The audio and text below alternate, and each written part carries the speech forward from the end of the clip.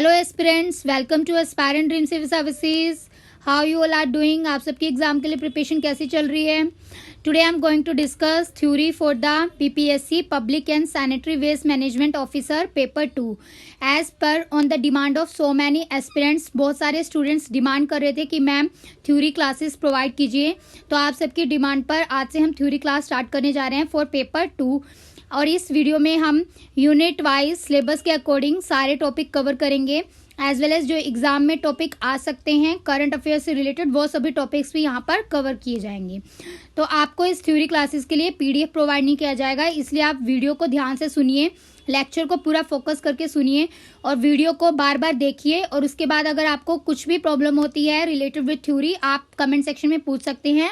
Our team will reply you soon. These lectures are free of cost. कोई भी theory से related किसी भी लेक्चर में कोई भी पेड ग्रुप नहीं चलेगा। एज स्टूडेंट्स वर आस्किंग कि मैम कोई पेड ग्रुप है, तो सभी स्टूडेंट्स के लिए हम फ्री ऑफ कॉस्ट यहीं पर सारी प्रिपरेशन इस एग्जाम के लिए करवाएंगे। आपको बस क्या करना है, फोकस होकर सारे लेक्चर्स को सुनना है और रिवाइज करना है, और उसके बाद कोई भी प्रॉब्लम हो तो आप हमसे पूछ सकते हैं कमेंट सेक्शन में। For PDF of MCQ related videos, मैंने ऑलरेडी आपको बताया कि एमसीक्यू जिस दिन वीडियो रिलीज होगी उसके बाद आपको नेक्स्ट वीडियो रिलीज होने से पहले पीडीएफ प्रोवाइड किया जाएगा ऑन द टेलीग्राम चैनल। तो अगर आपने टेलीग्राम चैनल को ज्वाइन नहीं किया है तो आप ज्वाइन कर लीजिए, लिंक भी प्रोवाइडेड है डिस्क्रिप्शन बॉक्स में। वहां पर आपको सारे पीडीएफ और पेपर 1 से रिलेटेड और पेपर 2 से रिलेटेड इंपॉर्टेंट टॉपिक्स कवर कराए जाएंगे। और साथ ही साथ बस आप इस चैनल को सपोर्ट करते रहिए ऐसे ही, और इन वीडियोस को अपने फ्रेंड्स के साथ और ग्रुप्स के साथ शेयर कीजिए। तो फॉर्म रिलेटेड क्यूरीज, कुछ स्टूडेंट्स पूछ रहे हैं कि मैम फॉर्म में एरर हो गया, मिस्टेक हो गई है, तो आप वरी मत कीजिए। पहले तो फॉर्म को आप ध्यान से फिल करिए, कोशिश करिए कोई मिस्टेक ना हो। अगर कोई भी मिस्टेक होती है तो BPSC will give chance to edit the form और टू चेंज द मिस्टेक और error. This video is in Hindi and English language. ये वीडियो जो है हिंदी और इंग्लिश लैंग्वेज में प्रोवाइड की जाएगी। हिंदी मीडियम के स्टूडेंट जो हैं उनके लिए भी यहाँ पर हिंदी में पूरी एक्सप्लेनेशन मैं प्रोवाइड करूंगी। कुछ वर्ड्स मैं इंग्लिश में यूज करूंगी, तो उसके लिए आपको कोऑपरेट करना पड़ेगा, because you are going to prepare for the post of the officer level exam. तो इतनी इंग्लिश आपको आनी चाहिए। और अगर आपको उसके बाद भी कोई प्रॉब्लम होती है तो आप अलग से ईमेल आईडी पे ईमेल करके हमसे पूछ सकते हैं। आज की वीडियो में हम थ्योरी पढ़ेंगे और नेक्स्ट वीडियो में मैं आपको इससे रिलेटेड एमसीक्यू प्रोवाइड करूंगी, तो आप ध्यान से थ्योरी को सुनिएगा और बीच में मैं क्वेश्चन पुटअप करूंगी। आप जो है अपना आंसर कमेंट सेक्शन में देते रहिए। Let's start with today's lecture. आज के वीडियो में हम पढ़ेंगे कि सॉलिड वेस्ट क्या होता है, ठोस अपशिष्ट क्या है, and what are the different kinds और the type of solid waste. साथ ही साथ हम कवर करेंगे कि सॉलिड वेस्ट मैनेजमेंट क्या होता है और सॉलिड वेस्ट मैनेजमेंट के मेन पर्पसेस क्या हैं, and what is the aim और मेन लक्ष्य क्या है कि हमें सॉलिड वेस्ट मैनेजमेंट करना चाहिए। स्टार्ट करते हैं सॉलिड वेस्ट की डेफिनेशन के साथ। तो सॉलिड वेस्ट जो है, it is defined as non soluble material which is discarded in a solid और सेमी सॉलिड फॉर्म। तो सॉलिड वेस्ट जो है एक अनवांटेड या यूजलेस सॉलिड मटेरियल होता है जो जनरेट किया जाता है फ्रॉम द ह्यूमन एक्टिविटीज, जैसे कि रेजिडेंशियल एक्टिविटी हो कोई भी, या इंडस्ट्रियल या फिर कमर्शियल एरियाज। तो जो भी आवासीय, औद्योगिक या व्यवसायिक क्षेत्रों में मानवीय गतिविधियों से उत्पन्न अवांछित या बेकार ठोस सामग्री होती है तो उसको ठोस अपशिष्ट कहते हैं। अब हम देखते हैं कि इसके अंदर क्या क्या चीज़ें इंक्लूडेड हैं। तो सॉलिड वेस्ट के अंदर गार्बेज आता है, साथ ही साथ कोई भी रिफ्यूज, स्लज या other domestic material, as I said these are included under the solid waste. What are the different categories of the solid waste. तो कितने प्रकार के वर्गीकृत किया गया है ठोस अपशिष्ट को। तो सबसे पहले देखते हैं कि डिफरेंट कैटेगरीज है जिसके बेसिस पे सॉलिड वेस्ट को डिफाइन किया जाता है। वो 3 कैटेगरीज हैं। नंबर 1 इज ओरिजिन, कि क्या मूल है ठोस अपशिष्ट का। ओरिजिन है जैसे कि डोमेस्टिक वेस्ट है, या फिर इंडस्ट्रियल से ओरिजिनेट हुआ है, या फिर कमर्शियल एक्टिविटी से ये ओरिजिनेट हुआ है, और या फिर कोई कंस्ट्रक्शन रिलेटेड या इंस्टीट्यूशनल इंफ्रास्ट्रक्चर रिलेटेड एक्टिविटीज से ये सॉलिड वेस्ट जो है वो ओरिजिनेट हुआ है। उसके बेसिस पे इसको कैटेगराइज किया गया है, वर्गीकृत किया गया है। Now let come with the content of the solid waste. दूसरी कैटेगरी जो है सॉलिड वेस्ट की, वो कंटेंट के बेसिस पे, दैट इज सामग्री के बेसिस पे इसको बांटा गया है। तो कंटेंट में जो है, अगर वेस्ट जो है वो सॉलिड वेस्ट ऑर्गेनिक मटेरियल है तो उसको ऑर्गेनिक सॉलिड वेस्ट मटेरियल कहा जाता है, जैसे कि ग्लास हो या फिर मेटल हो या फिर कोई भी प्लास्टिक या पेपर हो। नेक्स्ट कैटेगरी, जो थर्ड कैटेगरी है, it is come under the hazard potential, कि खतरे की संभावना के बेसिस पर सॉलिड वेस्ट को कैटेगराइज किया गया है कि ये वेस्ट या तो टॉक्सिक हो सकता है कि कोई भी हैजर्डस मटेरियल से इसको रिलीज किया गया है, या फिर ये नॉन टॉक्सिक भी हो सकता है, या ये फ्लेमेबल भी हो सकता है, और it can be radio active, या ये रेडियोधर्मी या फिर इन्फेक्शियस मटेरियल भी हो सकता है। तो इनके बेसिस पे सॉलिड वेस्ट को कैटेगराइज किया गया है। तो आप मुझे कमेंट सेक्शन में बताइए कि सॉलिड वेस्ट की कितनी कैटेगरीज होती हैं और कौन कौन सी कैटेगरीज के बेसिस पर इसको कैटेगराइज किया गया है। What are the different kinds of solid waste, तो कितने प्रकार के वेस्ट होते हैं। सबसे पहले क्या होता है कि जो वेस्ट होता है वो सॉलिड फॉर्म में होता है, जैसे कि मैंने आपको पूरा डिटेल में बताया है। वो वेस्ट जो सॉलिड फॉर्म में होता है या डोमेस्टिक, कमर्शियल या इंडस्ट्रियल वेस्ट से जनरेट होता है, जिसके एग्जाम्पल मैंने आपको उदाहरण दिए हैं, जैसे कि प्लास्टिक, बोतल, कैन, पेपर भी हो सकता है, स्क्रैप, आयरन या अदर ट्रैश। तो ये भी आपसे एग्जाम में पूछ सकते हैं कि इसमें से कौन कौन से एग्जाम्पल जो हैं वो सॉलिड वेस्ट के हैं, कौन से उदाहरण जो हैं वो ठोस अपशिष्ट के अंदर आते हैं। दूसरा जो काइंड है, दूसरा जो प्रकार है वेस्ट का, वो होता है लिक्विड वेस्ट। ये भी आपके सिलेबस के अंदर मेंशन है। तो लिक्विड वेस्ट जो है वो देखते हैं क्या होता है। वो वेस्ट जो लिक्विड फॉर्म के अंदर होता है उसको लिक्विड वेस्ट कहा जाता है। जैसे कि कोई भी डोमेस्टिक वॉशिंग थिंग्स से आता है, जैसे कि घर में आप कपड़े वगैरह वॉश करते हैं या फिर यूटेंसिल वॉश करते हैं, बर्तन साफ करते हैं, तो उससे जनरेट जो वेस्ट होता है it come under the category of domestic liquid waste washing. Other is chemical से रिलेटेड कोई भी वेस्ट होता है, या ऑयल से रिलेटेड, तेल से रिलेटेड कोई भी वेस्ट है, या waste water from the pond, जैसे तालाब से कोई भी वेस्ट वाटर रिलीज हो रहा है। मैन्युफैक्चरिंग ऑफ इंडस्ट्रीज से, जैसे जहाँ पर मैन्युफैक्चरिंग होती है इंडस्ट्रीज में, वहाँ से जो वेस्ट जनरेट होता है लिक्विड फॉर्म के अंदर, या कोई भी अदर सोर्सेज, वो सभी लिक्विड वेस्ट के अंडर कैटेगराइज किए गए हैं। थर्ड कैटेगरी, थर्ड काइंड और प्रकार देखते हैं वेस्ट का कौन सा है। तो थर्ड कैटेगरी होती है बायोडिग्रेडेबल। तो ये भी एग्जाम के लिए इंपॉर्टेंट है, ये पूछ सकते हैं कि what is the kind of biodegradable. आपको एग्जाम्पल दे देंगे, आपको बताना होगा कौन सा इसमें से बायोडिग्रेडेबल वेस्ट होता है। तो वो वेस्ट जो डिग्रेड हो जाए, जिसको डिग्रेड किया जाता है, उस वेस्ट को क्या बोला जाता है, बायोडिग्रेडेबल, मतलब जिसको हम रिसाइकल कर सकते हैं। जैसे कि पेपर हो गया, वुड हो गई, या फिर फ्रूट हो गए, या अदर थिंग्स। बायोडिग्रेडेबल वेस्ट के बारे में थोड़ा डिटेल में देख लेते हैं कि बायोडिग्रेडेबल वेस्ट होता क्या है। कोई भी ऑर्गेनिक मैटर वेस्ट में जो प्रोवाइडेड है, जिसको ब्रोकन डाउन किया जाता है कार्बन डाइऑक्साइड, वाटर या मीथेन में, या सिंपल ऑर्गेनिक मॉलिक्यूल्स के अंदर, किसकी मदद से, माइक्रो ऑर्गेनिजम्स की हेल्प से, या फिर अदर लिविंग थिंग्स। इसमें डिफरेंट प्रोसेसेस यूज होती हैं, जैसे कि कंपोस्टिंग हो गया, एरोबिक डाइजेशन हो गया, एनारोबिक डाइजेशन हो गया, ये बहुत सारी अदर प्रोसेसेस होगी। ये अदर हम लेक्चर के अंदर इसको पूरा डिटेल में हम कवर करेंगे प्रोसेसेस को।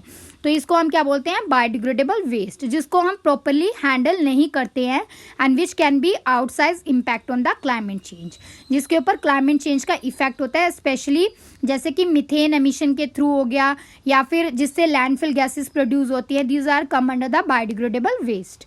तो इसके मेन सोर्सेज क्या हैं, कहाँ से बायोडिग्रेडेबल वेस्ट जो है वो जनरेट होता है, तो ये फाउंड किया जाता है म्युनिसिपल सॉलिड वेस्ट के अंदर।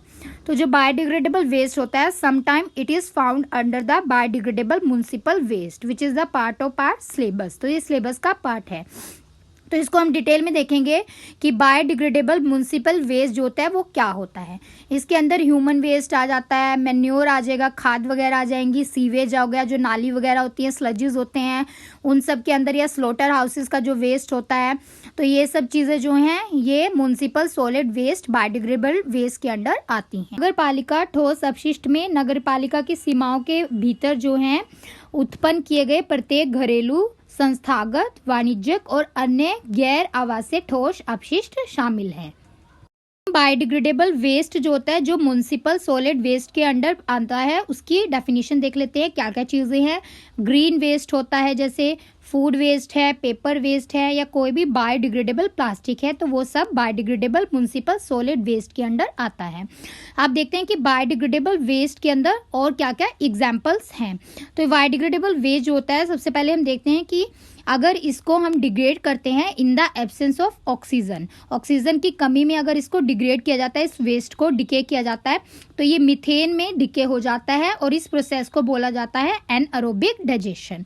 और अगर इसको ऑक्सीजन की प्रेजेंस में ऑक्सीजन के साथ इसको डिग्रेड किया जाता है तो ये डिके हो जाता है और इस प्रोसेस को बोला जाता है एरोबिक डाइजेशन। एस्पिरेंट्स, आप बायोडिग्रेडेबल वेस्ट के एग्जाम्पल जो है कमेंट सेक्शन में बताइए कि कौन कौन से एग्जाम्पल इसके अंडर। हम देखते हैं कि what is the composition of municipal solid waste in India. तो भारत में नगर पालिका ठोस अपशिष्ट की कंपोजिशन जो है वो क्या है। तो इसमें देखते हैं जो ऑर्गेनिक वेस्ट है वो 40 to 60% है। ऐश या फाइन अर्थ के जो इनर्ट से होता है वो 30 to 40% है। पेपर जो वेस्ट है वो 3 to 6% है। प्लास्टिक, ग्लास या मेटल का जो वेस्ट है वो लेस देन 1% है।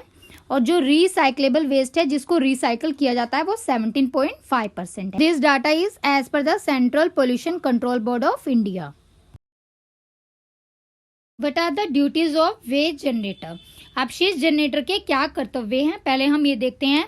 सबसे पहले क्या करना होता है कि सेग्रीगेट करना होता है, जो भी वेस्ट है उसको स्टोर करना होता है सुटेबल बिन्स के अंदर। आफ्टर दैट जो सेग्रीगेटेड वेस्ट है उसको हैंड ओवर करना होता है to the authorised waste pickers या जो वेस्ट कलेक्टर्स होते हैं एज पर द डायरेक्शन और notification by the local authorities. तो समय समय पर जो स्थानीय अधिकारी होते हैं उनके निर्देशों के अनुसार जो कचरे को उपयुक्त कूड़ेदानों में अलग करना होता है और फिर उसको संग्रहित करना होता है अलग किए हुए कचरे को। Second thing is wrap the waste securely, जैसे कि जो भी सैनिटरी वेस्ट होता है उसको प्रोवाइडेड पाउचेज जो होते हैं, जो मैन्युफैक्चरिंग या ब्रांड ओनर्स होते हैं जो प्रोवाइड करते हैं पाउच, उसमें उसको रैप करना चाहिए सिक्योरली। और लोकल अथॉरिटीज के द्वारा जो इंस्ट्रक्शन दी गई है उस मटेरियल से रिलेटेड उसको फॉलो करना चाहिए।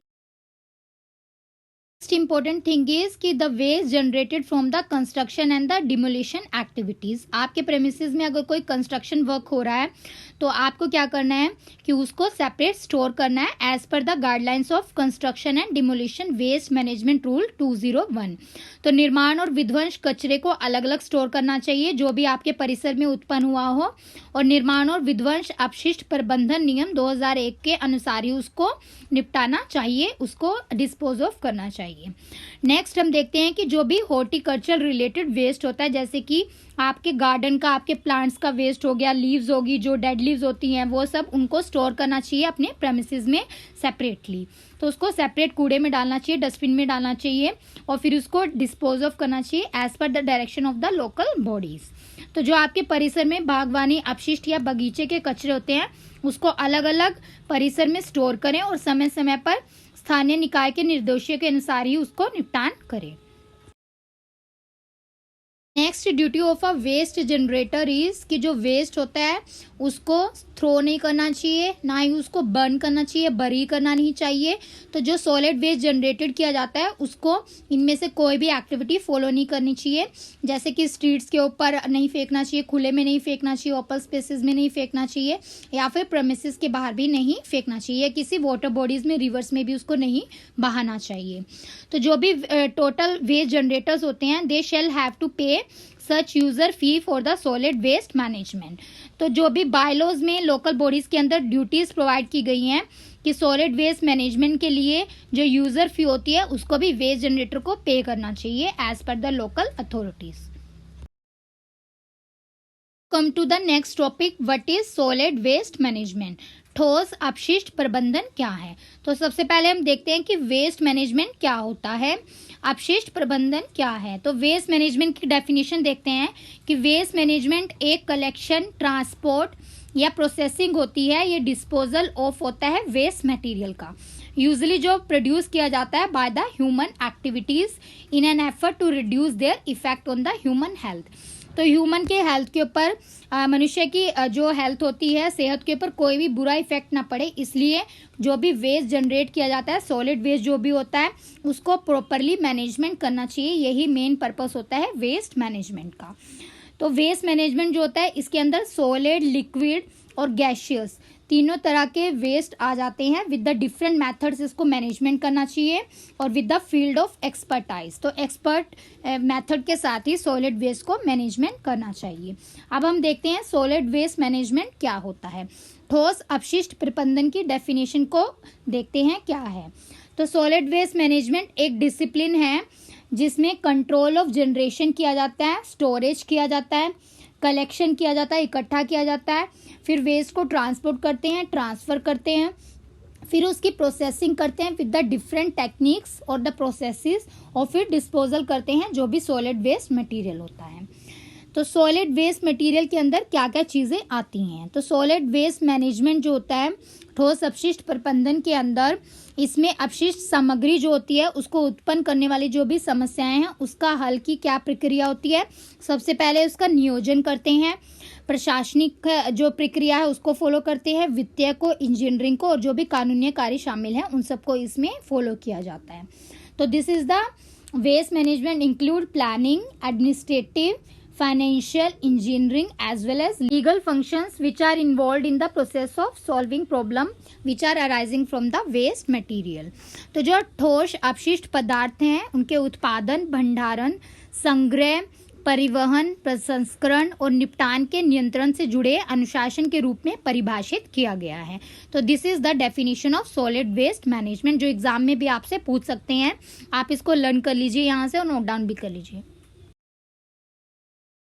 इम्पोर्टेंट इंटरवेंशंस मतलब हस्तक्षेप पढ़ेंगे related with the solid waste management. कौन कौन से रूल जो हैं सॉलिड वेस्ट मैनेजमेंट के लिए आए हैं वो सब डिटेल में पढ़ेंगे।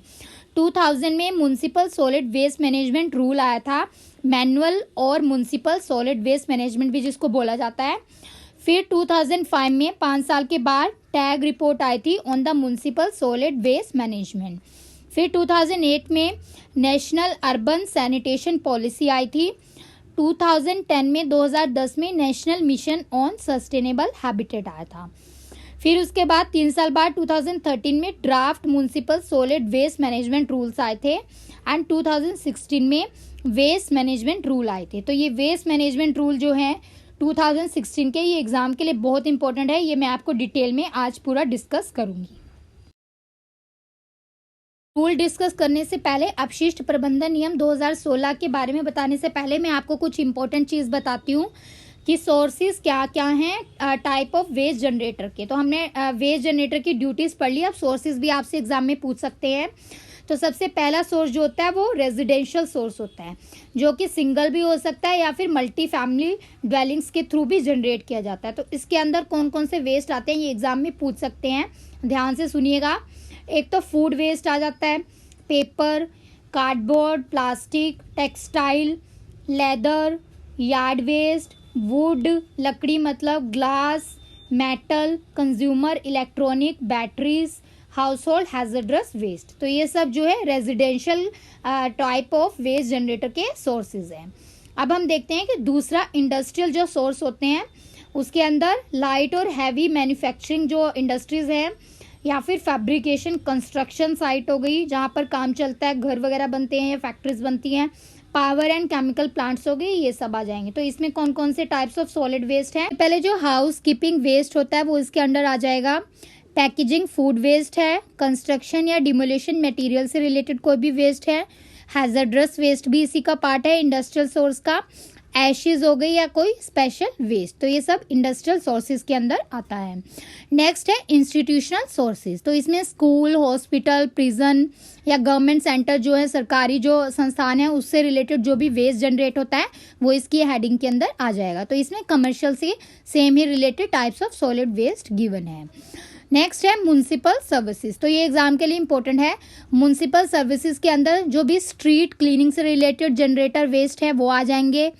पार्क है जैसे बीचेस हैं या कोई भी रिक्रिएशनल एरियाज हैं, water waste management treatment plants हैं, तो ये एग्जाम के लिए इंपॉर्टेंट है। इसके ऊपर अलग से एक लेक्चर पूरा आपको प्रोवाइड किया जाएगा। तो इसमें टाइप ऑफ सॉलिड वेस्ट क्या है ये आप याद कर लीजिए, मैं आपसे पूछूंगी एग्जाम में, क्वेश्चन भी आ सकता है।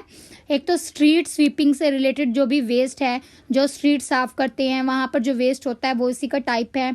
लैंडस्केप से रिलेटेड, ट्री की जो ट्रिमिंग होती है वो सारा वेस्ट इसी में आ जाएगा। जनरल वेस्ट जैसे पार्क वगैरह में से जो वेस्ट निकलता है, बीचेस में से जो वेस्ट निकलता है, या फिर कोई भी रिक्रिएशनल एरिया या स्लजीज, तो ये इसका पार्ट है। अब हम डिटेल में देखेंगे कि सॉलिड वेस्ट मैनेजमेंट रूल 2016 के अंदर क्या क्या हेडलाइंस आपको कवर करनी है एग्जाम के लिए। अपशिष्ट प्रबंधन नियम 2016 की जो गाइडलाइंस है वो पढ़ लेते हैं यहाँ से। सबसे पहले क्या करना है, एड्रेस द डिफरेंट टाइपोलॉजीज, जो विभिन्न टाइपोलॉजी है उसको संबोधित करें, ये इस रूल के अंडर गिवन है। सेकंड है, cover the area beyond the municipal limits, नगर पालिका सीमा से परे जो भी क्षेत्र है उसको कवर करें। तीसरा है, make the waste management and inherent responsibility of the generator, जो अपशिष्ट प्रबंधन है उसको जनरेटर की अंतर्निहित जिम्मेदारी बनाई जाए। चौथा है कि impose the fines and the penalties on the non compliance, तो जो भी इस रूल को फॉलो ना करे, वेस्ट मैनेजमेंट के रूल को, उनके ऊपर फाइन लगाना जरूरी है, पेनल्टी लगाना जरूरी है, तभी वो इस रूल को फॉलो करेंगे। नेक्स्ट है, टू एनफोर्स और to manage the waste in partnership with the local bodies, तो ये स्थानीय जो निकाय हैं उनकी साझेदारी जरूरी है, तभी कचरे का प्रबंधन जो है वो अच्छे से किया जा सकता है, सबकी यहाँ पे कोऑर्डिनेशन वर्क जरूरी है। नेक्स्ट है, encourage to strive for the waste to make the waste management efficient, तो जो भी अपशिष्ट प्रबंधन है उसको कुशल बनाने के तरीके के लिए प्रयास करने के लिए प्रोत्साहित लोगों को करना चाहिए, लोगों को अवेयरनेस करनी चाहिए related with the waste management rule की, किस तरह से हम अपने वेस्ट को मैनेज कर सकते हैं। रूल के according there are 3 categories mentioned under the rule, category 1, 2 and 3, तो श्रेणी 1, 2 और 3 से रिलेटेड एग्जाम में क्वेश्चन आ सकता है, तो आप ध्यान से सुनिएगा। कैटेगरी 1 के अंदर 5000 से 20,000 square kilometre built up area covered होता है। ऑन साइट जो प्रेफरली नेचुरल साइट होती है वो, treatment system, reuse treated effluent या जो भी डिस्पोज रेजिडुअल स्लजीज होते हैं as per the CPEUHO manual of 2013। तो कैटेगरी 1 के अंदर आपको मोटा मोटा याद रखना है कि जो भी on site natural treatment system आ जाएगा, या फिर जो रीयूज, जिसको दोबारा हम रीयूज कर सकते हैं, ट्रीट कर सकते हैं, वो सारा वेस्ट इसके अंदर इस कैटेगरी के मेंशन है। कैटेगरी 2 और 3 जो है उसके अंदर 20,000 से 1,50,000 स्क्वायर किलोमीटर का बिल्टअप एरिया कवर है, स्क्वायर मीटर का सॉरी, और इसमें जो on site sewage treatment plant है वो 100% उसका ट्रीटमेंट कैपेसिटी होनी चाहिए। तो ये इंपॉर्टेंट है। कैटेगरी 3 जो और 2 जो है इससे क्वेश्चन आ सकता है। और रीयूज ट्रीटेड वेस्ट वाटर जो होता है on site for the landscape, flushing, cooling tower and other and use, तो श्रेणी 2 और 3 के अंदर 100% जो 100% उपचार क्षमता का जो ऑन साइट सीवेज उपचार होता है संयंत्र स्थापित करें। और श्रेणी 3 के लिए दोहरी पाइपिंग प्रणाली का अनिवार्य है, और लैंडस्केप, फ्लशिंग, कूलिंग या टावर या अन्य उपयोग के लिए साइट पर उपचारित अपशिष्ट जल का ही उपयोग करें। तो इन तीनों कैटेगरीज को आप लर्न कर लीजिए, इससे रिलेटेड मैं आपसे क्वेश्चन भी पूछूंगी। नेक्स्ट इंपॉर्टेंट रूल के अंदर हेडिंग है कि जो सॉलिड वेस्ट होता है, ठोस अपशिष्ट होता है, उसका सेग्रीगेशन करना जरूरी है, उसको अलग अलग करना जरूरी है, and it ensure the collection in the separate stream, तो जब इसको कलेक्ट करें तब भी इसको अलग अलग रखना जरूरी है, ताकि जो रिसाइकल रीयूज होने वाला वेस्ट है उसको रिसाइकल किया जा सके, तो इसलिए इनको अलग अलग सेग्रीगेशन करना इसका सबसे इंपॉर्टेंट पॉइंट है। अब कैटेगरी 2 और 3 के अंदर जो श्रेणी 2 और 3 हमने पढ़ी है उसके अंदर ऑर्गेनिक वेस्ट, कंपोस्ट आते हैं, वर्मी कल्चर पिट आ जाते हैं with the minimum capacity of 0.3 kg पर पर्सन पर डे। तो यहाँ पर वर्मी कल्चर पिट जो है ये आगे हम पूरा डिटेल में पढ़ेंगे, जिसमें न्यूनतम क्षमता कितनी होनी चाहिए, एग्जाम के लिए याद रख लीजिए फैक्ट, 0.3 किलोग्राम व्यक्ति पर दिन के हिसाब से। और इसके अंदर बायोडिग्रेडेबल वेस्ट भी आ जाएगा टू द ऑथराइज रिसाइकलर। तो ये कैटेगरी 2 और 3 की हेडलाइंस है, आपको याद रखनी है।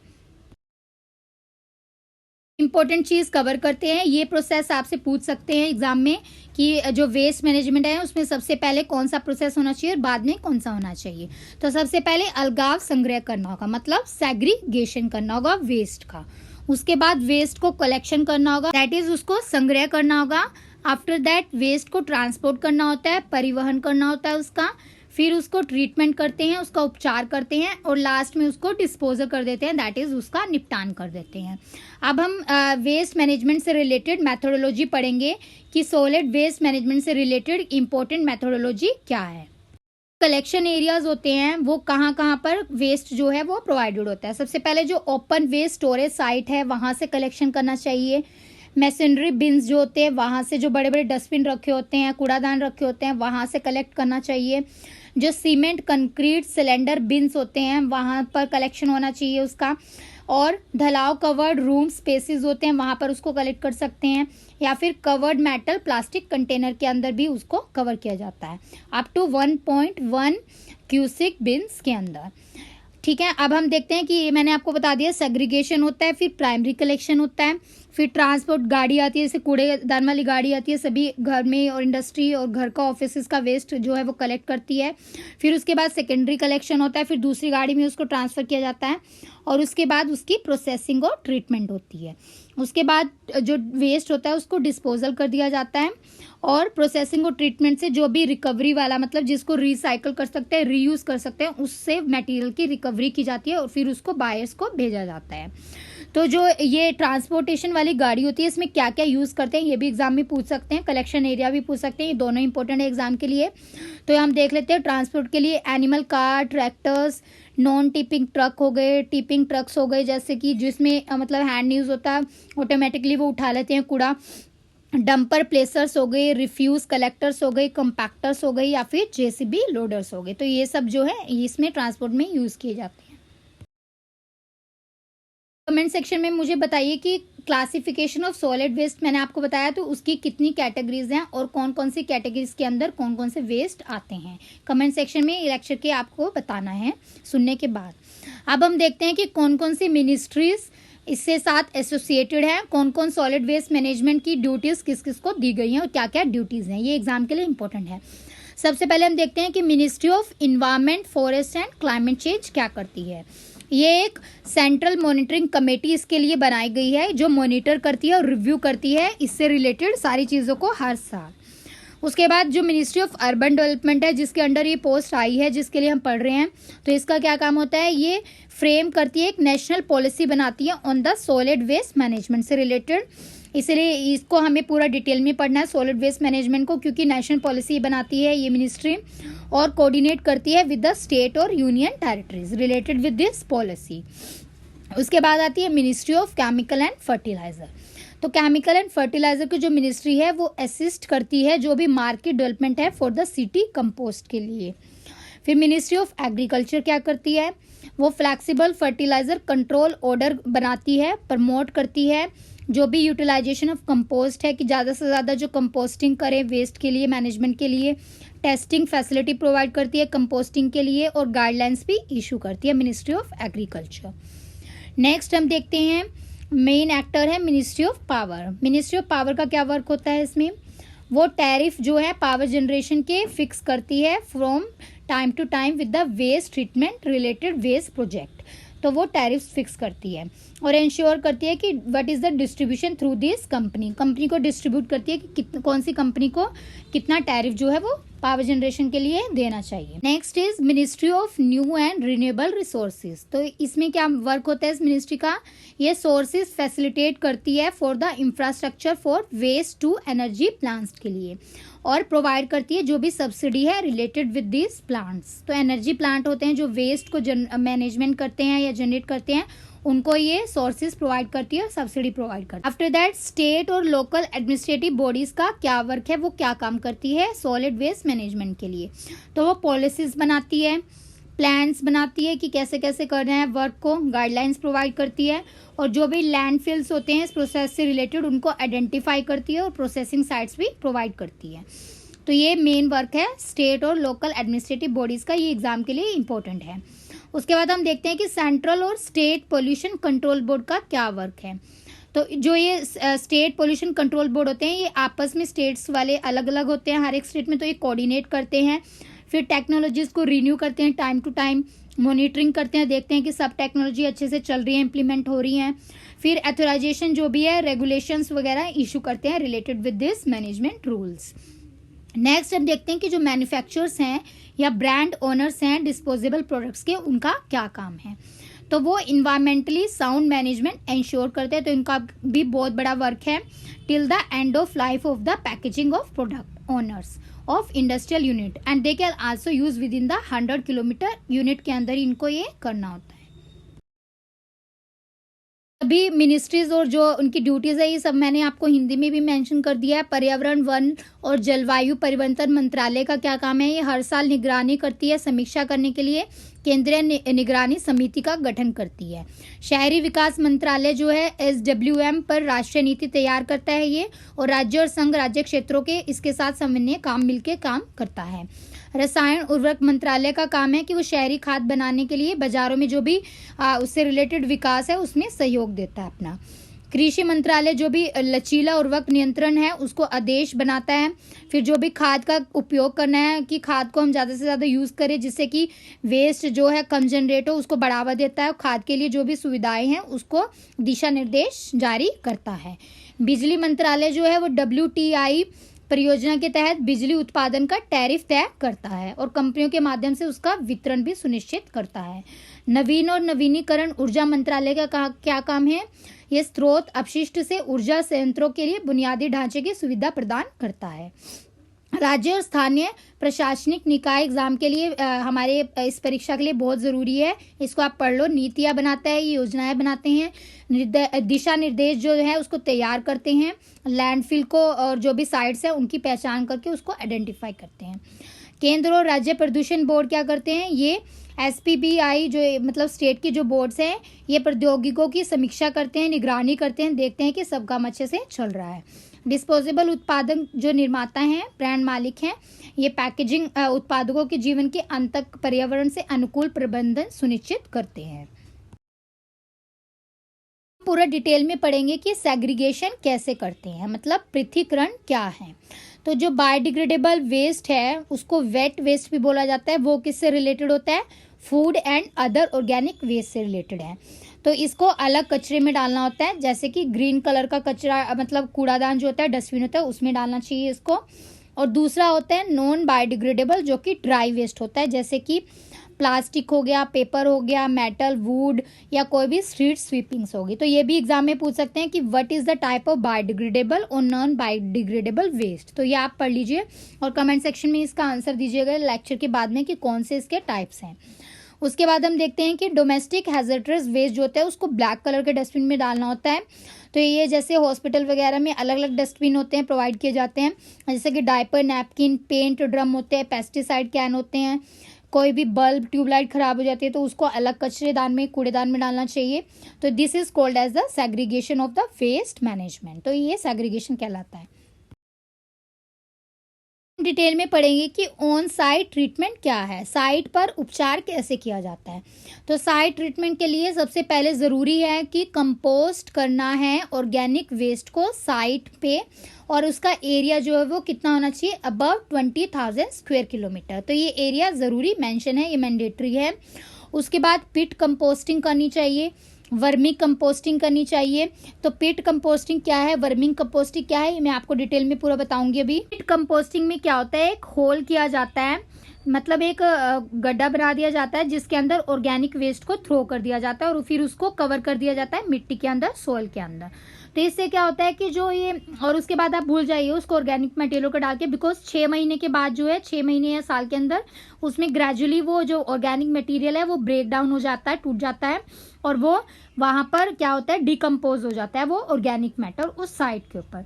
तो ये बेस्ट तरीका होता है कि साइट ट्रीटमेंट किसी भी ऑर्गेनिक वेस्ट का हम कर सकते हैं। तो इसके लिए एरिया आपको मेंशन किया यहाँ 20,000 स्क्वायर किलोमीटर से अबव होना चाहिए, ये एग्जाम में आपसे पूछ सकते हैं। वर्मिंग कंपोस्टिंग क्या होता है, तो वर्मिंग कंपोस्टिंग में सेम ही प्रोसेस होती है, बस इसमें क्या किया जाता है कि जो भी वेस्ट जैसे कि वेजिटेबल या फूड वेस्ट होता है उसको डीकम्पोज करने के लिए यूज किया जाता है वर्म्स का या फिर डिफरेंट माइक्रो ऑर्गेनिज्म का कंपोस्टिंग के लिए। तो जो ये वाइट वर्म्स होते हैं जैसे कि अर्थवर्म हो गए, तो इन सब का मिक्सचर बनाया जाता है विद द वेजिटेबल और फूड वेस्ट के साथ, और फिर उसकी वर्मिंग कंपोस्टिंग की जाती है which is applied for the treatment of sewage waste. तो ये सीवेज वेस्ट की ट्रीटमेंट के लिए वर्मिंग कंपोस्टिंग को यूज किया जाता है, ये भी एग्जाम में आपसे पूछ सकते हैं। इसमें क्या किया जाता है, वर्म्स को यूज़ किया जाता है टू डिकम्पोज द वेस्ट और उससे एक न्यूट्रिएंट रिच वर्म मैन्योर बनाया जाता है, खाद बनाया जाता है। तो जो वर्मी कंपोस्ट होता है इसमें जो वर्म यूज़ होता है वो भी आपसे पूछ सकते हैं, वो ह्यूमस हो गया, ये वर्म मैन्योर हो गया, ये वर्म के फैशेस हो गए, ये सब यूज़ किया जाता है। जो क्या करता है, जो भी प्रोडक्ट होता है उसको ब्रेक डाउन कर देता है, ऑर्गेनिक मैटर को अर्थवर्म जो है उस प्रोडक्ट को ब्रेक डाउन कर देता है और धीरे धीरे उस प्रोडक्ट का डिकम्पोजिशन स्टार्ट हो जाता है। तो वर्मी कंपोज होता है ये वाटर सोल्यूबल न्यूट्रिएंट्स कंटेन करता है, ठीक है, जो excellent nutrient rich organic fertiliser होते हैं जैसे कि सॉइल कंडीशनर होते हैं, इन सब का यूज़ इसमें किया जाता है। और ये गार्डनिंग में भी यूज़ किया जाता है, या ऑर्गेनिक फार्मिंग में भी वर्मी कंपोस्टिंग का यूज़ कर सकते हैं हम। सॉलिड वेस्ट से रिलेटेड अदर ऑब्जेक्टिव्स पढ़ेंगे, अदर प्रोविजंस पढ़ेंगे। सबसे पहले क्या होता है कि मेन ऑब्जेक्टिव क्या है, मेन लक्ष्य क्या है कि हम सॉलिड वेस्ट मैनेजमेंट करें। तो safeguarding of the public health, सबसे पहले ह्यूमन हेल्थ, पब्लिक हेल्थ को बचाने के लिए हमें सॉलिड वेस्ट मैनेजमेंट करना चाहिए। दूसरा मेन ऑब्जेक्टिव लक्ष्य इसका है कि हमें इन्वायरमेंट को प्रोटेक्ट करना है, इसलिए हमें सॉलिड वेस्ट मैनेजमेंट करना चाहिए। तीसरा मेन लक्ष्य है कि ट्रांसफ़र और ट्रीटमेंट करना है हमें वेस्ट का, जो भी एनर्जी वेस्ट से प्रोड्यूस हुई है उसका, एज वेल एज कंजर्वेशन करनी है जो भी बेसिक मटेरियल यूज किए जाते हैं for the conservation of transfer and treatment of this waste. And next objective इसका मेन लक्ष्य क्या है कि फाइनेंशियल लिमिटेशंस लगानी है किसी भी स्कीम के ऊपर, तो उसके लिए हमें सॉलिड वेस्ट मैनेजमेंट का लक्ष्य बनाना ज़रूरी है। अब अदर प्रोविजंस देख लेते हैं क्या क्या हैं, कि जो हमें प्रेफरेंसेस हैं, जो हमें प्रेफरेंसेस मीन्स प्राथमिकता जो है वो किसको देनी चाहिए, डिसेंट्रलाइज्ड प्रोसेसिंग को देनी चाहिए। क्यों देनी चाहिए, to minimise the transportation cost and the environmental impact. तो जो परिवहन लागत और पर्यावरणीय प्रभावों को कम करने के लिए हमें विकेंद्रीयकृत प्रसंस्करण को प्राथमिकता देनी चाहिए। दूसरा क्या है, कंपोस्टिंग करनी चाहिए, जैसे कि मैंने बताया पिट कंपोस्टिंग या vermicomposting. After that biomethanation, biostabilisation, refuse derived fuel, तो ये सब प्रोसेसेस हमें यूज़ करनी चाहिए for the solid waste management. Waste to energy जो है इसमें इंसिनरेशन का यूज़ करना चाहिए, गैसिफिकेशन प्रोसेस, पायरोलाइसिस या को प्रोसेसिंग की प्रोसेसेस को यूज़ करना चाहिए। तो आने वाले लेक्चर में हम ये सारा डिटेल में पढ़ेंगे। यहाँ पर मैं आपको जो है प्रोविजंस अभी हेडलाइंस बता रही हूँ। इसके बाद हमें क्या है, फ्रिक्वेंटली चेक करना चाहिए कोई भी ऑर्डर या hygiene condition related with the decentralised waste processing facility. तो जो भी विकेंद्रीयकृत अपशिष्ट प्रसंस्करण सुविधाओं को हमें गंध और स्वच्छता की स्थिति के लिए अक्सर जांच करते रहना चाहिए। और जो भी ऊर्जा के लिए अपशिष्ट किलो कैलोरी है, भस्मीकरण के लिए, गैसीकरण के लिए, पायरोलिसिस के लिए उसको भी, या सह प्रसंस्करण के लिए हमें साथ के साथ उसको देखते रहना चाहिए। और खाद बनाना चाहिए, जैव मिथेनेशन वाली प्रोसेस यूज़ करनी चाहिए। तो ये सारी अदर प्रोविजंस है which are related with the solid waste management. जो हैजर्डस डोमेस्टिक वेस्ट होता है उसके लिए हमें अलग से वेस्ट डिपोजिशन सेंटर्स बनाने चाहिए। हर एक सेंटर सेटअप करना चाहिए हर एक एरिया के अंदर with in the 20 square kilometre in a census town. तो ये डाटा भी आप याद कर लीजिए, ये मैं पूछ सकती हूँ आपसे टेस्ट सीरीज में। उसके बाद हमें कोई भी लैंडफिल जो है वो हिली एरियाज़ में नहीं बनाना चाहिए। लैंड जो है वो आइडेंटिफाई करनी चाहिए प्लेन एरियाज़ के अंदर ही within the 25 kilometre area. तो ये लिमिट भी आपको याद रखनी है। और स्ट्रिंजेंट रूल बनाने चाहिए, कड़े रूल बनाने चाहिए as per the urban local bodies, including the charges और पेनल्टीज भी इसमें इंक्लूडेड होनी चाहिए।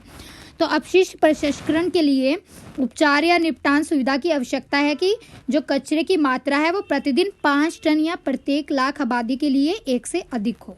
और जो घरेलू खतरनाक कचरे हैं उसको अपशिष्ट निक्षेपण केंद्र बनाना चाहिए। और एक जनगणना शहर में 20 वर्ग किलोमीटर के क्षेत्र के लिए एक केंद्र स्थापित किया जाना चाहिए। और पहाड़ी क्षेत्रों में कोई भी लैंडफिल नहीं होना चाहिए। 25 किलोमीटर के दायरे के अंदर जो मैदानी इलाके हैं वहीं पर ही ज़मीन की पहचान करके लैंडफिल मतलब बनाना चाहिए। और साथ ही साथ उसके जो रिलेटेड कड़े रूल हैं उनको फॉलो करना चाहिए, उसका पालन करना चाहिए। We will see what is the integrated solid waste management hierarchy। तो मोस्ट प्रेफर्ड की ज़्यादा प्राथमिकता देने वाली और कम प्राथमिकता देने वाली सॉलिड वेस्ट मैनेजमेंट से रिलेटेड क्या क्या हायरार्की है। तो सबसे पहले हमें सबसे ज़्यादा प्राथमिकता किसको देनी चाहिए, जो भी सोर्स रिडक्शन या रीयूज़ वाले वेस्ट हैं। तो इससे क्या होगा, जो वेस्ट मिनिमाइजेशन है और सस्टेनेबल यूज़ होगा, जो मल्टी यूज़ होगा प्रोडक्ट्स का, जैसे कि रीयूज़ ऑफ कैरी बैग। अब जैसे कि रिसेंटली गवर्नमेंट ने बैन कर दिया कि पॉलीथीन को नहीं यूज़ करना है, तो this is one of the effective और मोस्ट प्रेफर्ड ऑब्लिगेशन है for the integration of the solid waste management. और पैकेजिंग जार यूज़ करनी चाहिए ताकि उसके बाद हमें उस जार को हम मल्टीपल यूज़ कर सकें, उसको रीयूज़ कर सकें। सेकंड जो मोस्ट प्रेफर्ड इंटीग्रेशन है सॉलिड वेस्ट मैनेजमेंट की, वो क्या है, रीसाइक्लिंग। तो हमें ज़्यादा से ज़्यादा प्रोसेसेस यूज़ करनी चाहिए। नॉन बायोडिग्रेडेबल वेस्ट जो होते हैं, जो बायोडिग्रेडेड नहीं किए जा सकते, उनको क्या करना चाहिए, हमें प्रोसेसिंग करना चाहिए, रिकवर करना चाहिए कमर्शियली। जैसे कि प्लास्टिक हो गया, पेपर मेटल हो गया, ग्लास हो गया, या कोई भी ई वेस्ट रिसाइकलिंग की मटेरियल की चीज़ें, उनको हमें रिसाइकल करना चाहिए टाइम टू टाइम। नेक्स्ट है कंपोस्टिंग करनी चाहिए। जो भी ऑर्गेनिक वेस्ट है उनको रिकवर करना चाहिए with the help of composting, जैसे कि विंडो कंपोस्टिंग या फिर वेसल कंपोस्टिंग या फिर वर्मिंग कंपोस्टिंग, जो मैंने आपको भी बताया है। After that waste to energy में क्या होता है कि जो भी एनर्जी रिकवरिंग करनी चाहिए एनर्जी की before the final disposal of the waste. तो जितना ज़्यादा से ज़्यादा आप वेस्ट में से एनर्जी रिकवर कर सकते हैं उसको करना चाहिए। किस किस प्रोसेसेस की हेल्प से, बायो मिथेनाइजेशन से, को प्रोसेसिंग से, और जो combustible non biodegradable dry fractions होते हैं म्युनिसिपल सॉलिड वेस्ट के, या इंसिनरेशन जो है, इन सब प्रोसेसेस के द्वारा हम जितना ज़्यादा जो डिस्पोजल है वेस्ट मटेरियल को करने से पहले हम उसको रिकवर कर लेना चाहिए। लैंडफिल्स बनाने चाहिए, सेफ डिस्पोजल करना चाहिए इनर्ट रेजिडुअल वेस्ट का सैनिटरी लैंडफिल्स के थ्रू। तो ये लीस्ट प्रेफर्ड में आ जाएगा। तो ये भी एग्जाम में पूछ सकते हैं, what are the most preferred integrated solid waste management hierarchy. ये भी एग्जाम के लिए इंपॉर्टेंट है, इसको यहाँ से आप लर्न कर लीजिए अच्छे से। हमने जो प्रेफरेंसेस पढ़ी हैं, तो ये सब प्रेफरेंसेस या ऐसी वृत्ताएं क्यों हमें जो है फॉलो करनी चाहिए, इसका पालन क्यों करना चाहिए। बिकॉज हमारे पास बहुत सारे चैलेंजेस हैं, जैसे कि कैपिटल इंटेंसिव, बहुत ज़्यादा पैसा लगता है वेस्ट मैनेजमेंट करने में, तो हमें उससे ज़्यादा से ज़्यादा पैसे को कैपिटल इंटेंसिव मतलब कम कॉस्ट में करना है। तो इसलिए हमें ये सब यूज़ करना चाहिए कि जो पहले most prefer waste management techniques हैं उसको फॉलो करें, और उसके बाद लीस्ट प्रेफर को फॉलो करें। उसके बाद देखते हैं ऑपरेशनल और मेंटेनेंस ऑफ दिस इशूज़, कि ताकि इनका जो ये इशूज़ हैं वेस्ट जनरेशन के, वेस्ट मैनेजमेंट के, इसको प्रॉपर हम मेंटेन कर सकें, इसलिए हम इन सब प्रेफरेंसेस को फॉलो करना चाहिए। वीक कंप्लायंसेस जो है, जैसे कि क्या बोलते हैं, कमज़ोर अनुपालन जो नीतियां हैं उसको हमें बचाना चाहिए। ज़्यादा से ज़्यादा हमें स्ट्रिक्ट रूल बनाने चाहिए कि जो मोस्ट प्रेफर्ड जो सॉलिड वेस्ट मैनेजमेंट है उसको ही फॉलो करें लोग। चार्जेस लगाएं, उनके ऊपर फाइन लगाएं, ठीक है। इनएप्रोप्रिएट टेक्नोलॉजीज़ का यूज़ करें, और सिलेक्शन करें कि अनइंजीनियर्ड लैंडफिल जो है शेड्यूल 1 के अंदर जो मैंने बताया था, और क्लॉज सी और डी के अंदर, तो इन सबको हमें फॉलो करना है। अब हम कुछ एग्जाम्पल देख लेते हैं सॉलिड वेस्ट मैनेजमेंट के। जो सबसे बड़ा first large scale municipal solid waste management incinerator built हुआ था, वो कहाँ पर हुआ था, एग्जाम में भी पूछ सकते हैं। तो वो हुआ था तिमरपुर, न्यू दिल्ली में 1987 में, जिसकी कैपेसिटी कितनी थी कि वो प्रोसेस करता था 300 turns per day waste management के लिए। और कॉस्ट भी आपसे पूछ सकते हैं कितनी थी, it is around ₹250 million, $US में 5.7 मिलियन थी। ओखला में भी वेस्ट टू एनर्जी प्लांट जो है वो एक नॉन कंप्लायंट प्लांट है, और ये भी वेस्ट टू एनर्जी प्लांट की तरह यूज़ किया जाता है, which is beyond the 6 kilometre from the residential area. तो ये जो वेस्ट प्लांट, एनर्जी प्लांट होते हैं, इनको रेजिडेंशियल एरिया से कितना दूर होना चाहिए, 6 किलोमीटर कम से कम दूर होनी चाहिए। And they should produce the refuse the derived fuel. तो इसमें जो है रिफ्यूज़ डिराइव्ड फ्यूल ही ये प्रोड्यूस करनी चाहिए, कोई हार्मफुल फ्यूल जो है इसमें ना यूज़ करें, जिससे कि वहाँ के अदर एरियाज़ जो लोग हैं वहाँ की, उनकी हेल्थ के ऊपर कोई भी बुरा इम्पैक्ट पड़े, बुरा प्रभाव पड़े। So everyone, this is all about today's theory lecture. आज हम इतना ही पढ़ेंगे। आज होप सो आप सबको सब समझ आ गया होगा। अगर आपको कुछ भी चीज़ समझ नहीं आती है तो आप पूछ सकते हैं। तो आज के लेक्चर में हमने सॉलिड वेस्ट से रिलेटेड सारी चीज़ें पढ़ी हैं कि सॉलिड वेस्ट क्या होता है और सॉलिड वेस्ट मैनेजमेंट क्यों करना चाहिए, और इससे रिलेटेड जो इंपॉर्टेंट रूल है वो भी हमने पढ़ा है, और साथ ही साथ इसके डिफरेंट सोर्सेज क्या हैं और इसकी मेथडोलॉजी क्या है, और इससे रिलेटेड क्या क्या मिनिस्ट्रीज जुड़ी हुई हैं और उनके क्या रूल हैं और उनकी क्या ड्यूटीज़ हैं। तो ये सब हमने डिटेल में पढ़ा है, आप इसको रिवाइज कर लीजिए, और आने वाली वीडियोस में मैं आपको MCQs प्रोवाइड करूंगी बेस्ड ऑन दिस थ्योरी। तो आप इसको अच्छे से रिवाइज कर लो, और MCQ के लिए जो है वो PDF मैं आपको प्रोवाइड कर दूंगी जल्द ही। तो आंसर जो है उसमें अभी नहीं हम प्रोवाइड कर रहे हैं, बिकॉज उससे आपका ही नुकसान होगा, क्योंकि वीडियो में जो है पूरा एक्सप्लेनेशन रहता है। ऑन द स्पॉट में एक्सप्लेनेशन आपको प्रोवाइड करती हूँ। अगर हम आपको आंसर का PDF भी दे देंगे तो आपका ये एक्सप्लेनेशन यहाँ से मिस हो जाएगा, तो इससे आपको ही एग्जाम में क्वेश्चन आपके छूट सकते हैं। तो इसलिए हम आंसर नहीं प्रोवाइड कर रहे हैं। एग्जाम जब आपका पास आ जाएगा, जब आप वीडियो सुन लेंगे, सब चीज़ें रिवाइज कर लेंगे, तो हम आपको आंसर्स भी प्रोवाइड कर देंगे आने वाले टाइम में। So this is all about today's theory lecture. Hope so आप सबको पसंद आया होगा। अगर पसंद आया है तो ज़्यादा से ज़्यादा अपने फ्रेंड्स के साथ शेयर कीजिए और चैनल को सब्सक्राइब कर लीजिए अगर आप चैनल पर न्यू हैं, और बेल आइकन को प्रेस जरूर कर लीजिए सो दैट आपको नोटिफिकेशन मिल जाए कि न्यू वीडियो रिलीज हो गई है। तो आने वाली वीडियो में हम और डिटेल में पढ़ेंगे related with this syllabus and the topic. So thanks for watching this video. जय हिंद।